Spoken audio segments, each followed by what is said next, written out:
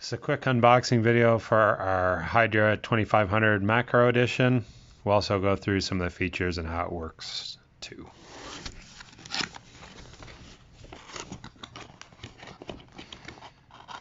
If you look on the back here, you will see a lumen chart.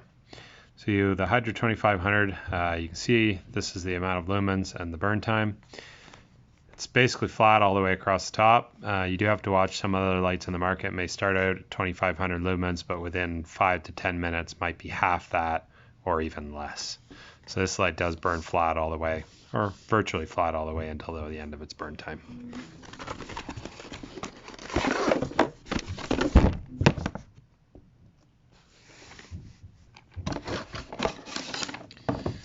There's a yellow sheet that comes in here.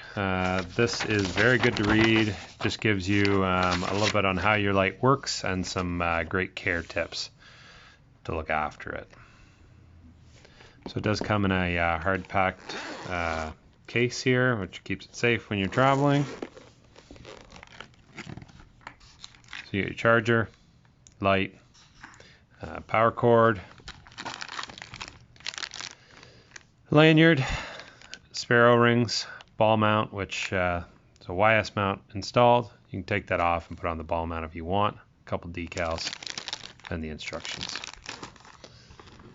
Standard basic power cord for plugging into the charger.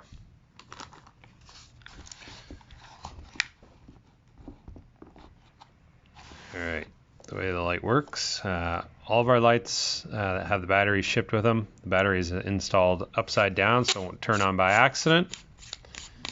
So first off, before you try using it, make sure that you take that battery out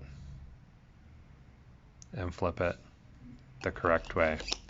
These gold terminals need to be facing the top to connect with the light head where the power needs to go. You will see double O-ring seal here. The head on this is also water resistant, so if you do manage to flood the light somehow, as long as you get the water out of it immediately and give it a fresh water rinse, the head, the expensive part with all the electronics, should be fine.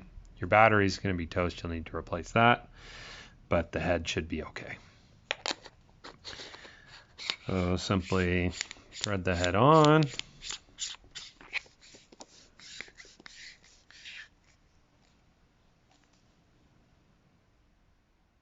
If you press both these buttons down at the same time, it will unlock. You'll see that the battery level meter lights up. That means it's unlocked, it's ready to be used. This will change color as your battery level goes down also.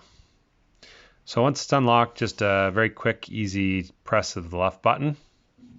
It's going to turn on in 100% flood mode. So to change modes, use the left button.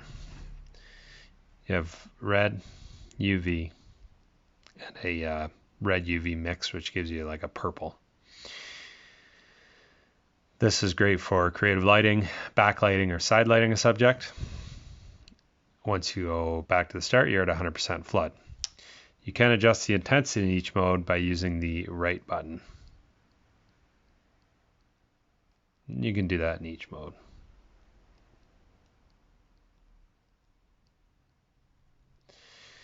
Now, this light does have a couple other features that can be quite useful. You can put it to sleep. So let's say you're shooting in red mode and you want to turn it off for a little bit. All you need to do is press and hold the left button. It will put the light to sleep. You'll see that this is still lit up, but the light's turned off. The neat thing with sleep mode is when you wake it up, it turns back on in the same mode and same power level. If you were to turn it all the way off, you would have to double press to unlock it and then tap to turn it on. This way it's just a single button press and it turns it back on where you left off. The other neat thing is we do have a strobe mode. So if you press and hold the right button, you'll see it dims, it goes into a focus light, and you can see the battery level indicators rapidly flashing.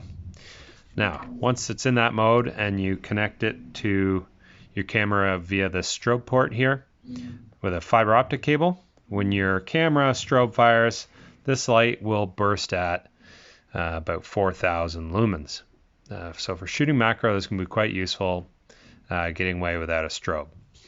You can also use the strobe mode in all the modes. So you saw it blinked red there, blinks UV. So when it blinks, that's indicating that when it actually strobes, right now it's in white flood mode, but when it strobes, it will be in that color.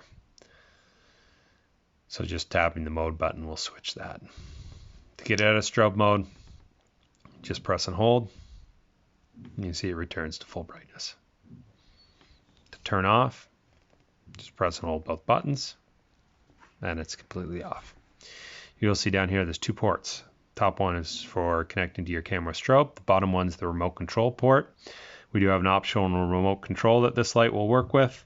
We'll control up to 2 lights at a time by fiber optic cable. You just plug into that port right there, and then the fiber optic cable goes back and connects to the remote control, and you can control up to 2 lights at a time directly from your camera tray.